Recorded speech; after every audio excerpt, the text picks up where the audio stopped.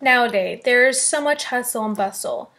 People are always trying to get somewhere or get something done. In the world where you feel pushed and pulled in so many directions, we just need to take a deep breath and breathe.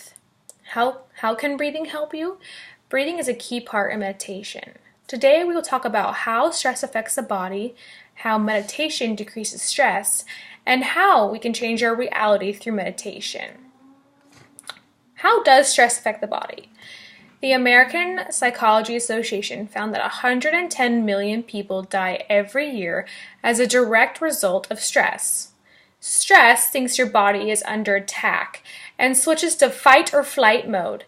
Hormones are then released, and this causes your body to be prepared for physical action, whether that's fighting or fleeing. Stress also elevates blood pressure, which increases heart attacks. Stress causes your immune system to always be on, and this weakens your immune system, which leads to getting sick more often. How does meditation decrease stress? Meditation allows for the whole body to relax and to let go of tension. The Mayo Clinic found that meditation can produce a deep state of relaxation and a tranquil mind, which allows our immune system to relax and stop us from trying to fight everything. This happens during meditation because it allows you to focus your attention and eliminate the overwhelming thoughts you are having that are causing you stress. That's right, stress is overwhelming thoughts you are having. I have chronic eczema, and the only thing that helps it is a steroid shot or a steroid pill. And one day, as I was doing some research on my eczema, I found that eczema and stress are directly correlated. And so I figured out that I would start to meditate. And as I do this, my eczema decreases, and so does my stress. The third thing we're going to talk about is how meditation can change our reality.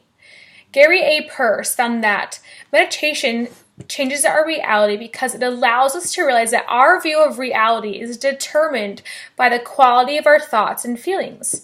Have your parents ever said to you that you determine whether or not you're going to have a good time through your attitude? Well, they are right, unfortunately for our teen selves. We determine how much fun we're going to have or how bad it's going to be. I have a personal story with this. I was on campus at BYU, Idaho, and it was just a terrible day. It was a hard day at work. I didn't do so well on a test that I wanted to do well on, and I had tons of homework, and of course I wanted to play, right? And I was just feeling overwhelmed. So I suddenly stop what I'm doing, and I write down the things that I was grateful for. And then I said a prayer, and in those moments that I stopped, I was able to allow myself to change my reality and just to change my perspective on life. And I did this by focusing on the good things in life. In my example, I shifted my mind and my heart, and I allowed myself to be open to life's teachings and to spiritual teachings. All of this, changing my reality, also decreased my stress because I realized that I had the power to determine how the rest of my day was going to go. Through meditation, we become more mindful of our thoughts and recognize why we are experiencing stress and how to eliminate that stress. So I'm going to list a couple of ways that we can meditate. And I know meditation, I think we all think of the monks or the Buddhas that go hum for a long time, but that's not the only way to meditate. The first way is called the 3 Blessings Journal. If you remember from my story, I wrote down 3 blessings that I had. This is the same thing. At the end of the day, you're going to write down 3 blessings you experienced or 3 things that just went well. This will help you change your reality and realize that you have a great life and that you had a great day. The next is called grounding.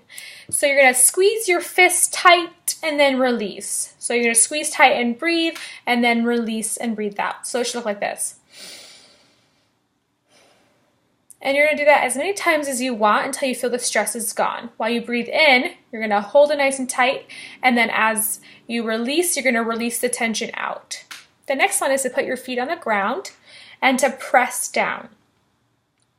When you're going to do this, you're still going to be breathing just like when we did your hands, but you're going to breathe in and press and then release and lift your feet off the ground. You're going to breathe in and press really hard and then release. The next is daily affirmations. If you've ever seen the movie The Help, you may remember that Maybelle the maid told the little white girl that she is kind, she is smart, she's important. This is kind of the same thing, except you're going to tell yourself things that you know are true about you, but you don't always believe. So you can say, I am kind, I am smart, I am strong.